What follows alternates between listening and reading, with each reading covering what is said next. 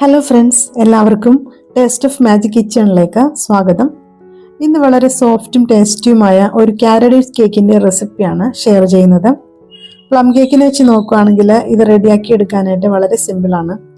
ഇന്ന് പെട്ടെന്ന് തന്നെ ഈ കേക്ക് എങ്ങനെയാണ് റെഡിയാക്കുന്നതെന്ന് നമുക്ക് നോക്കാം.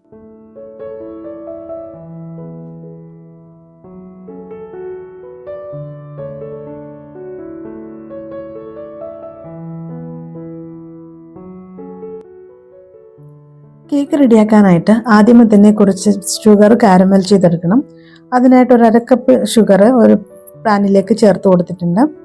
ഒരു മീഡിയം ടു ലോ ഫ്ലെയിമിലിട്ട് ഷുഗർ ഒന്ന് കാരമൽ ചെയ്തെടുക്കുക. കളറൊന്ന് മാറി വന്നു കഴിയുമ്പോഴേക്ക് അതും ചെറുതായിട്ടൊന്ന് ഇളക്കി കൊടുക്കുക. ഇനി ഇത് ലോ ഫ്ലെയിമിലിട്ട് വേണം കാരമൽ ചെയ്തെടുക്കാനായിട്ട്. കളർ മാറിക്കഴിഞ്ഞാൽ പിന്നെ ഫ്ലെയിം കൂട്ടി വെക്കരുത്. ഇടയ്ക്ക് ഇങ്ങനെ ഒന്ന് ഇളക്കി അത് മുഴുവനും ഒന്ന് മെൽറ്റായി വരണം. കുറച്ചുകൂടി കളറൊന്ന് മാറി വരണം.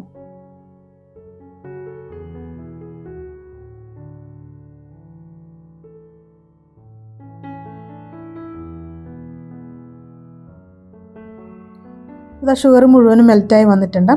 ഇനി ഇതിലേക്ക് ഒരു 1/4 കപ്പ് ചൂടുവെള്ളം ചേർത്ത് കൊടുക്കണം. ചൂടുവെള്ളം ചേർക്കുമ്പോൾ കുറേശ്ശെയായിട്ട് ചേർത്ത് കൊടുക്കുക. ഒരുമിച്ച് ഒഴിക്കാതെ ബാച്ചായിട്ട് ഒഴിച്ചു കൊടുക്കാം. ഇനി കട്ട പിടിച്ച് കിടക്കുന്ന ഷുഗർ മുഴുവനും മെൽറ്റായി വരണം. അതുവരെ ഇളക്കി കൊടുത്തുകൊണ്ടിരിക്കാം.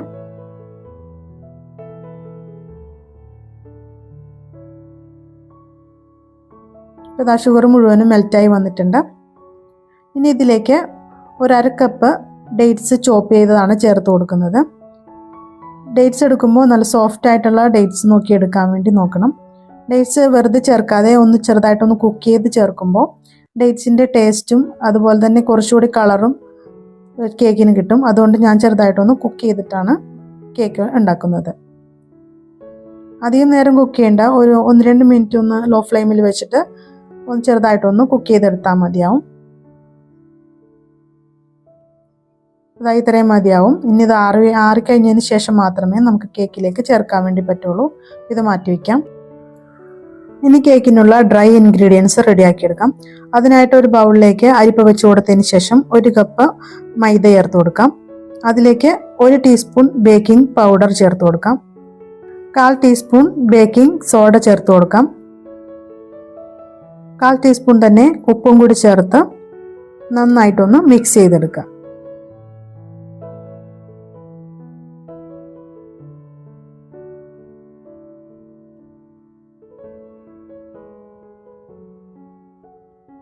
ഇനി ഇതിലേക്ക് ഒരു 1/2 ടീസ്പൂൺ കറുകപ്പട്ട പൊടിച്ചതും 1/4 ടീസ്പൂൺ ഗ്രാമ്പു പൊടിച്ചതും കൂടി ചേർത്ത് കൊടുക്കാം. അതിനുശേഷം ഒരു വിസ്ക് വെച്ചിട്ട് പൊടികളെല്ലാം നന്നായിട്ടൊന്ന് മിക്സ് ചെയ്ത് കൊടുക്കാം. അതിനുശേഷം ഇത് നമുക്ക് മാറ്റി വയ്ക്കാം.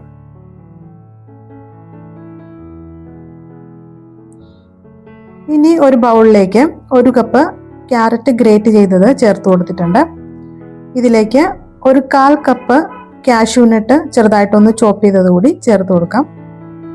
ഇനി നമ്മൾ നേരത്തെ മിക്സ് ചെയ്ത് വെച്ചിട്ടുള്ള പൊടിയിൽ നിന്നും കുറച്ചെടുത്ത് ഇതിലേക്ക് മിക്സ് ചെയ്ത് കൊടുക്കുക. ബേക്ക് ചെയ്യുമ്പോൾ ഇതെല്ലാ ഭാഗത്തും ഒരുപോലെ വരുന്നതിന് വേണ്ടിയിട്ടാണ് ഇങ്ങനെ മിക്സ് ചെയ്ത് വെക്കുന്നത്. ഇതിനി നമുക്ക് മാറ്റി വയ്ക്കാം. ഇനി ഒരു ബൗളിലേക്ക് 2 കോഴിമുട്ട പൊട്ടിച്ചൊഴിച്ചു കൊടുത്തിട്ടുണ്ട്. അതിലേക്ക് 1/2 ടീസ്പൂൺ വാനില എസൻസ് കൂടി ചേർത്ത് കൊടുക്കാം. ഇനി ഒരു ബീറ്റർ ഉപയോഗിച്ച് ഇത് നന്നായി ഒന്ന് ബീറ്റ് ചെയ്തെടുക്കുക.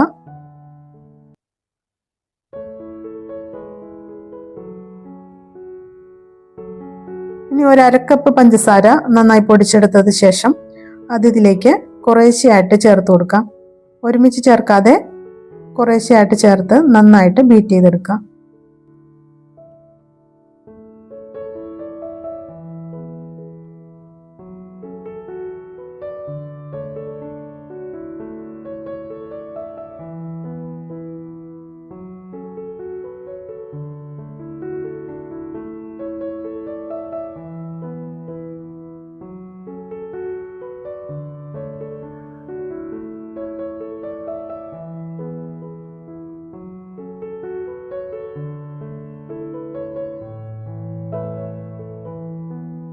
ഇതുപോലെ നല്ല ക്രീമി ആയിട്ട് കിട്ടണം. ഇനി ഇതിലേക്ക് ഒരു 1/2 കപ്പ് സൺഫ്ലവർ ഓയിൽ കൂടി ചേർത്ത് കൊടുക്കാം. ഓയിൽ ഒഴിച്ചതിന് ശേഷം അധികം ബീറ്റ് ചെയ്യരുത്. ലോ സ്പീഡിലിട്ടിട്ട് വേണം ചെയ്യാനായിട്ട്. ലോ സ്പീഡിലിട്ട് ചെറുതായിട്ടൊന്ന് ജസ്റ്റ് ഒന്ന് ബീറ്റ് ചെയ്തെടുത്താൽ മതിയാവും.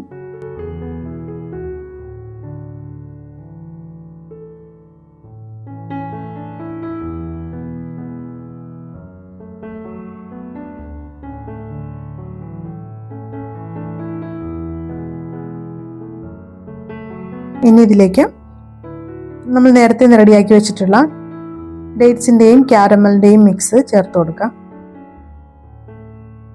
ഇത് നന്നായി ചൂടാറിയിട്ടുണ്ട്. അതിനുശേഷമാണ് ഇതിലേക്ക് ചേർത്ത് കൊടുക്കുന്നത്.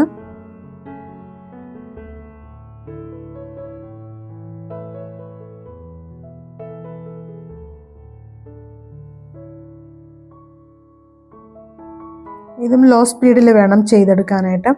ലോ സ്പീഡിൽ ചെറുതായിട്ടൊന്ന് മിക്സ് ചെയ്തെടുക്കുക.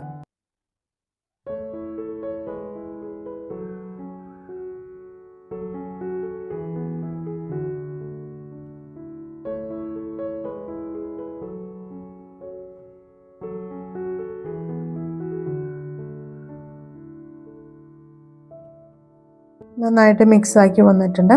ഇനി നമുക്ക് ബീറ്ററിൻ്റെ ആവശ്യമില്ല, അത് മാറ്റി വയ്ക്കാം. ഇനി ഇതിലേക്ക് ക്യാരറ്റും കാഷ്യൂനട്ടും കൂടി ചേർത്തിട്ടുള്ള മിക്സ് ചേർത്ത് കൊടുക്കുക. അതും കുറേശ്ശെയായിട്ട് ചേർത്തിട്ട് ഇതുപോലെ ഒരു സ്പാറ്റുലയോ അല്ലെങ്കിൽ വിസ്കോ ഉപയോഗിച്ചിട്ട് ഇതുപോലെ മിക്സ് ചെയ്തെടുക്കാം.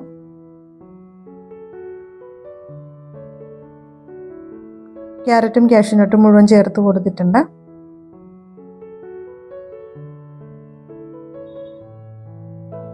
ഇനി ഇതിലേക്ക് ഡ്രൈ ഇൻഗ്രീഡിയൻസ് ചേർത്ത് കൊടുക്കാം. അതും ബാച്ചായിട്ട് ചേർത്തിട്ട് ഫോൾഡ് ചെയ്തെടുക്കുക.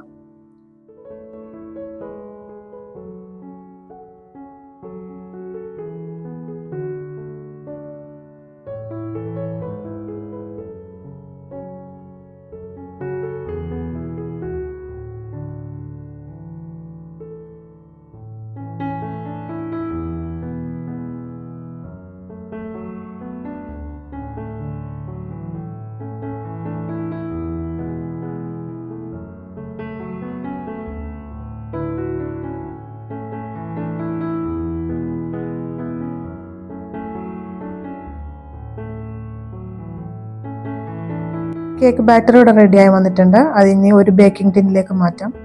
ഞാനിവിടെ ഒരു റെക്റ്റാങ്കിൾ ഷേപ്പിലാണ് എടുത്തിട്ടുള്ളത്. അതിലേക്ക് ഒഴിച്ചു കൊടുക്കാം. ഈ ഒരു കൺസിസ്റ്റൻസിയാണ് വേണ്ടത്. പ്ലം കേക്കിനെ അപേക്ഷിച്ച് ഇത് കുറച്ചുകൂടി ലൂസ് ബാറ്റർ ആയിരിക്കും.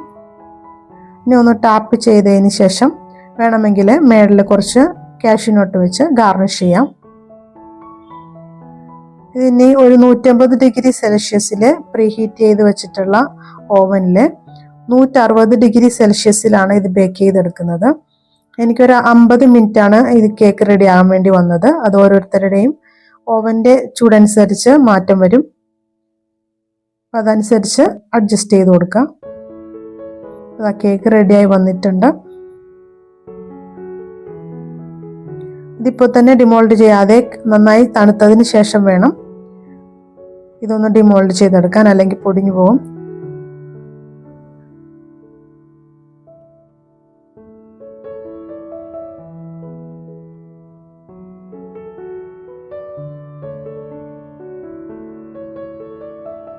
പെർഫെക്റ്റ് ആയിട്ട് തന്നെ ബേക്കായി വന്നിട്ടുണ്ട്. നന്നായി നല്ല കളറും കിട്ടിയിട്ടുണ്ട് കേക്കിന്.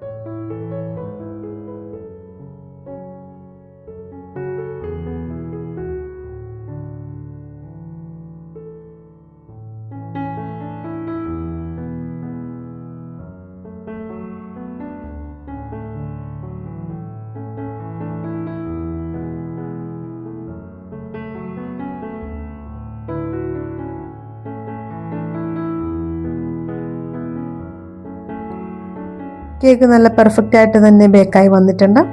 അപ്പോൾ ഇത് എല്ലാവരും ഒന്ന് ഈ ക്രിസ്മസിന് ട്രൈ ചെയ്ത് നോക്കുക. വളരെ ടേസ്റ്റിയും സോഫ്റ്റുമായിട്ടുള്ള ക്യാരറ്റ് ഡേറ്റ്സ് കേക്ക് എല്ലാവർക്കും ഇഷ്ടമായെന്ന് വിചാരിക്കുന്നു. ഇഷ്ടമായെങ്കിൽ ലൈക്ക് ചെയ്യാനും ഷെയർ ചെയ്യാനും മറക്കരുത്. പിന്നെ ഈ ചാനൽ ഇതുവരെ സബ്സ്ക്രൈബ് ചെയ്തിട്ടില്ല എങ്കിൽ ഒന്ന് സബ്സ്ക്രൈബ് കൂടി ചെയ്യുക. പുതിയൊരു റെസിപ്പിയായിട്ട് കാണാം. Okay, thank you.